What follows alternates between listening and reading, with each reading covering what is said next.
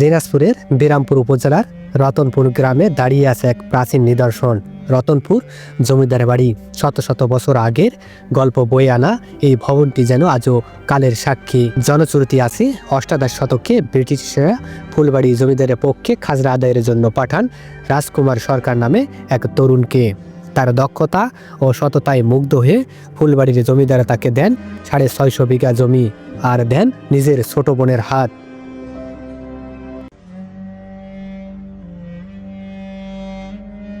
খাজনা আদায়কারী থেকে জমিদার বনে যাওয়ার রাজকুমার সরকার সুখ আয়েশের জন্য রাজকুমার নির্মাণ করেন এক বিলাসবহুল দ্বিতল ভবন।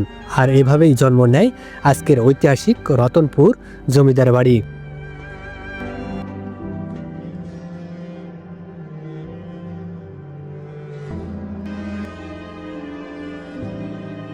14 কক্ষ বিশিষ্ট এই ভবনের দেওয়াল ও ছাদে ছড়িয়ে আছে নান্দনিক নিদর্শন।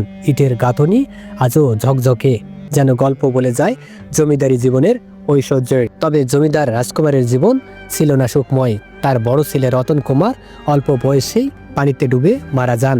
সন্তানের মৃত্যু শোকে ভেঙে পড়েন রাজকুমার। কিছুদিন পর তিনিও চলে যান না ফেরার দেশে। এটি জমিদার বাড়ির সেই সিঁড়ি যেখান দিয়ে রাখনীকান্ত এবং রাজ সরকার তার বাসভবনে উপরে উঠতেন। কি দৃশ্য সেই এখনো পড়ে আছে জরাজীর্ণ অবস্থায়। 19-20 শতাব্দীর প্রথমার্ধে জমিদারি দায়িত্ব নেন ছোট ছেলে রজনীকান্ত বাবু। কিন্তু 1971 সালের মুক্তিযুদ্ধ শুরু হলে তিনি স্ত্রীকে নিয়ে চলে যান ভারতে। আর ইতিহাসের এক অধ্যায় এখানেই বন্ধ হয়ে যায়। স্বাধীনতার পরে কিছুদিন এই বাড়িটি ইউনিয়ন ভূমি অফিস হিসাবে ব্যবহৃত হলেও আজ তা পরিত্যক্ত। নেই দরজা জানলা, নেই প্রবেশের বাধা। কালের সাক্ষী হয়ে দাঁড়িয়ে আছে কেবল ভগ্নপ্রায় এই প্রাসাদ।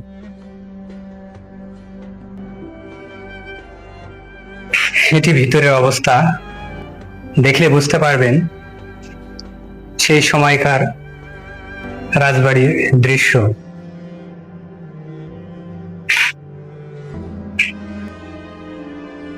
এটি রাজবাড়ির সেই ছাদ, সেখান থেকে মূলত দেখা যাচ্ছে রাজবাড়ির দৃশ্যটি দেখলে বুঝতে পারবেন।